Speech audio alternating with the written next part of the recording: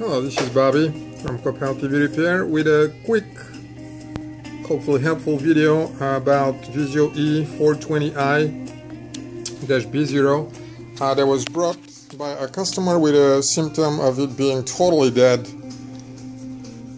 not responding to anything. Hopefully this will save time to someone. It's a fairly simple TV, and we were expecting that the problem would be with the main board, but it turned out it wasn't. As usual, troubleshooting wise, their first job would be to find out whether there's a standby voltage going out of the power board to the main board.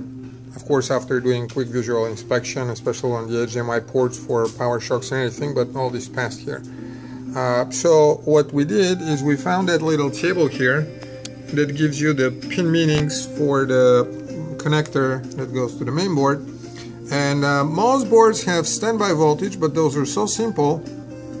They actually do not have a dedicated, or rather they do have a dedicated standby voltage, but they don't have any other voltage other than the one that goes for the LED drivers. So there is no standby and then another voltage going to the main board. It works with a single 19 volts, as you can see, standby voltage. And what you should be able to do, even if you disconnect that connector, or even if it's connected, is measure grounds to the bottom two pins, 19 volts. If they're not there, the problem is on this side of the board. Of course, if the main board is shorted, you may not be able to get it, so you do have to disconnect to just be certain that standby voltage is there and the power board is good. You have to disconnect the main and then measure when you connect the power to AC where you have 19 volts down there. If you don't, the problem is in the power board. This was the case with us, and after a quick investigation of the power board, what we found out was that the rectifier diodes for that standby voltage, those two, they were totally shorted.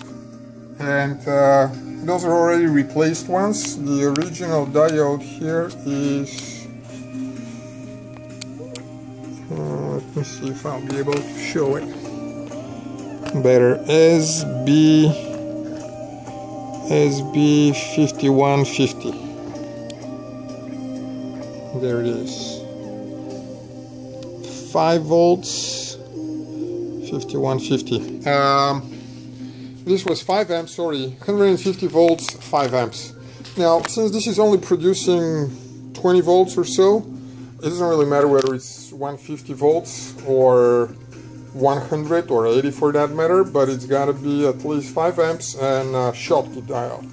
So replace those two, and this TV has been running for about 40 minutes now. One reason for them to short would be an overload, noise coming from the main board, and there was a chance, we were thinking that the main board may have been bad and may have caused those to overload.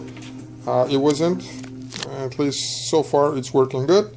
Hopefully that will help you save some time and money. 2 of those diodes you can get anywhere Mauser. We may put a repair kit for that board. The board itself is 0500 0614 0421. That's a fairly minor repair, but it's also something that TV repair shops, I'm sure, will appreciate knowing and quickly fixing. Good luck, thank you.